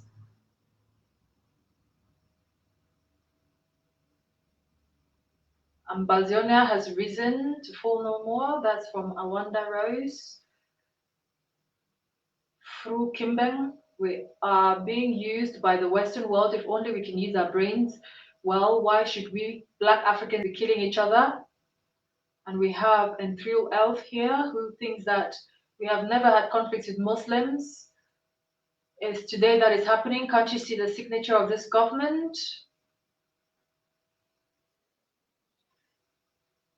Okay, Mr. Abdul is joining me here, and I hope that that works. So I'll do this while waiting for him. Mr. Abdul, can you hear me? Mr. Abdul Ali, can you hear me? Yes, I can. So I will bring you back on air because we've been having, it's obviously been freezing, which is why I've been reading some comments in the meantime. So thank you for coming back on and for your patience. I know it's been a very long discussion and most of your supporters would rather you weren't talking to me. But of course, these discussions have to be had, which is why we're here. And you, more than anyone, understands that. So I've been reading comments of what people are saying, reacting to the discussion. And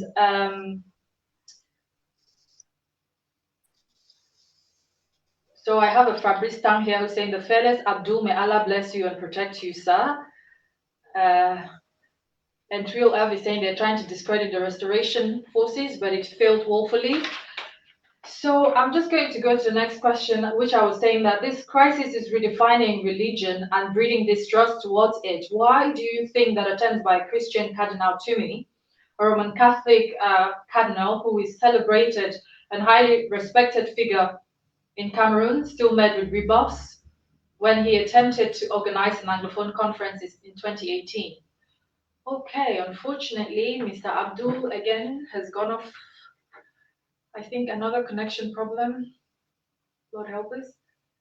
So I will try for the next 5 minutes and then we'll see how that goes. I'm going to go back to more questions or more comments, sorry, that are coming through on our comment section.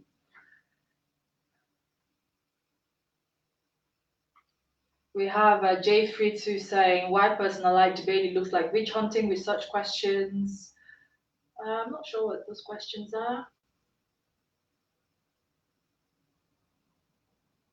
And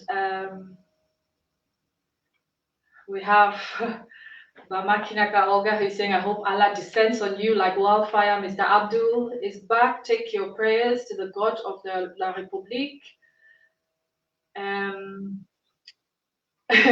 Ombel Jang is saying, Allah has interrupted your show. He's angry with you because you support baby killers. I just hope he doesn't come back. Okay, Ombel, thank you for that. Allah is angry. Okay, interesting take. What about students locked up in jail? No schools in Ambazonia. I'll wait for Mr. Abdul to settle in and then we'll go back to him. So Fru Kimbeng is saying, what are we archiving from this senseless war in southern Cameroon? Because all lives matter. Free all arrested.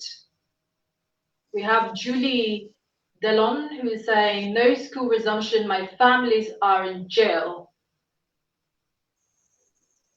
And Kevin West who is saying, Mr. Abdul, I think your time is up now. There is no need talking with people who support La République because their family work there. Raul Gonzalez Gracias, who thinks that the hands of those Anglophones pretending to be fighting for La République are tight. People like Paul Nilong, Atanga G, Ekema, the list is long. We know they're with the independence of Southern Cameroons in the spirits. Can you hear me now? I can hear you very well, Mr. Abdulkarim. Thank you very much for getting back to us. I'll just go straight to the questions so that we can get this quickly and out of the way because the line is getting worse by the minute. So we're talking about religion and the fact that this crisis is breeding distrust towards it. So why do you think that attempts by Christian Cardinal Toomey, a Roman Catholic cardinal who is celebrated and highly respected in Cameroon, was met with rebuffs when he attempted to organize an all-Anglophone conference in 2018? Oh yeah, I think Cardinal Toomey is a respectable person, and even the clergy that he put together to help him with this. But the truth is, I don't think that was Cardinal Toomey's idea. I think he was coerced into this business. I think he was pushed to bring that whole thing. This is why they called it All Anglophone Conference. And the first one was this one was all Anglophones conference. But don't forget we've had an AAC one and AAC two. It was supposed to be AAC three, but this one was changed because the agenda has changed. During AAC one and AAC two, we didn't have colonial governors present, but this one, the prerequisite was that governors would be present. But after all said and done, and you saw the cardinal defining Anglophones as per his perception. Those are not, well, those could be Anglophones, but if you want any meeting, it should be the Southern Cameroon's meeting. It's okay for us to meet and sit and talk so that we have a singular voice in case of a representation. That is very fair. But the cardinal he had a good call, but he made the wrong way. Notice the first person to refuse was La République. They don't think you are good enough to sit and talk. Notice that. Okay, and so Mr. Abdul is out for the count again with that comment. I will just give it 2 more minutes, and if it doesn't come on, then I'm going to put it to close this discussion. Unfortunately, we do apologize fervently for the technological mishaps that we've experienced. We were hoping that this would be a very, very smooth conversation, but unfortunately, it's been a very lengthy one due to all the technical problems and the, internet connections, or the freezing of screens and all of that, and Mr. Abdul getting in and out, and he's back again. Hopefully this time he stays so that we can quickly wrap this up. So I'll just wait for that. Yes, I can hear you, so I will bring you back on the screen again for the audience.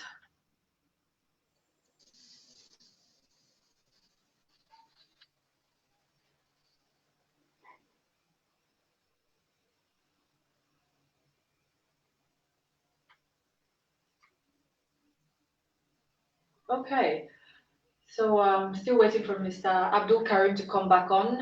The internet is really problematic, people. We do apologize. I'm right. Oh, I'm right here. You can hear me. All right. So it's just we can't see. Oh, okay. Thank you. So yeah, you were saying about the conference and the rather unfortunate situation about those who came to the table and they didn't think that British Southern Cameroonians were their equals in sitting down and talking and negotiating terms. Yeah, I was saying even Ikema made it very clear that that meeting would not hold. And notice again one thing: we could not have a meeting with the leadership of Southern Cameroons in the jail, with over 1,500 people in the jail, with over 2 million in exile, with over 150,000 who are in how do you call it, in refugee camps. We want an all-inclusive meeting, don't we? So the cardinal, his meeting was flawed in many senses, and this is because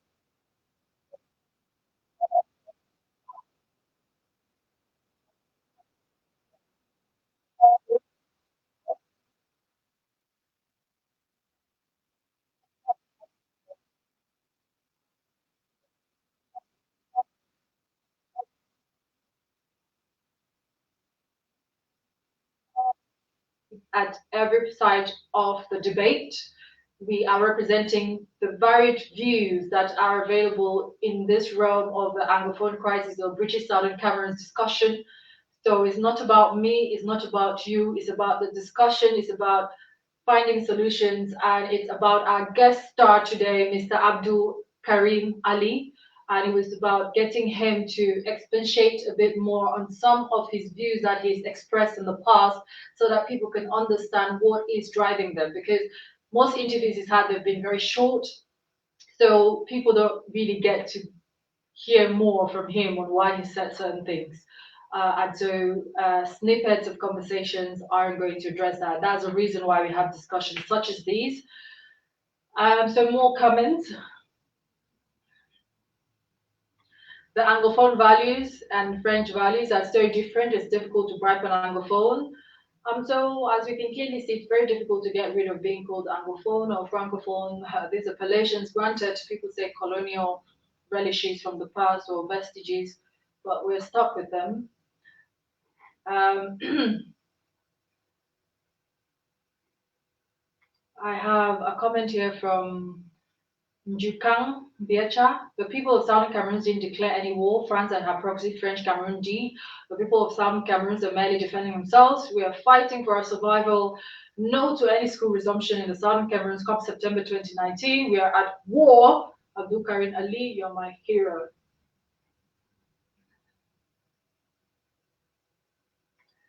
Yes, indeed, Fabrice Tang. Talking about internet connection, it's real. The struggle is real. The internet connection is wahala.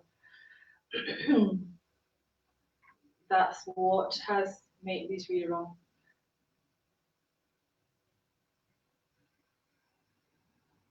So I have a Froom Kimbang. I don't know why those French military guys can't ask their generals or ministers to join them and send their children to go and fight the war in Southern Cameroon. They cannot do that because the lives of their children matters.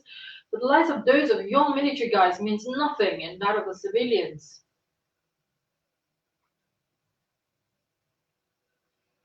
So someone is of the opinion that there should be no confusion here from maybe one of the comments, people saying, well, who's refusing school to our children? Mr. Biya declared war on our people and the war is still ongoing. Nowhere in the world is school going on in a warring zone. And I'll read a last comment. And if Mr. Abdul doesn't get back, unfortunately, I'm going to have to bring this to a close because, interesting. Ambas Pekin, La République is tampering with Abdul Karim's phone lines. Possibly. Oh my days. Okay. So you sit in Auckland, New Zealand, enjoying good network reception, and you're there supporting a regime who doesn't advance on its technology aspects. Shame on you. Yes, there's good technology up north, but everybody everywhere in the world should have access to free technology. There should be no internet cutting. There should be no internet in the Anglophone region. Most governments use that kind of tactic to try and stop people from speaking out. And we all understand that it's a right for everyone to have. So it's become a control tool. But Nebat Payas, I'm not in Auckland, New Zealand. Thank you. So Ambazonia will launch their own personal satellite and internet will be free. Wow, I would like to see that because I really need free internet myself.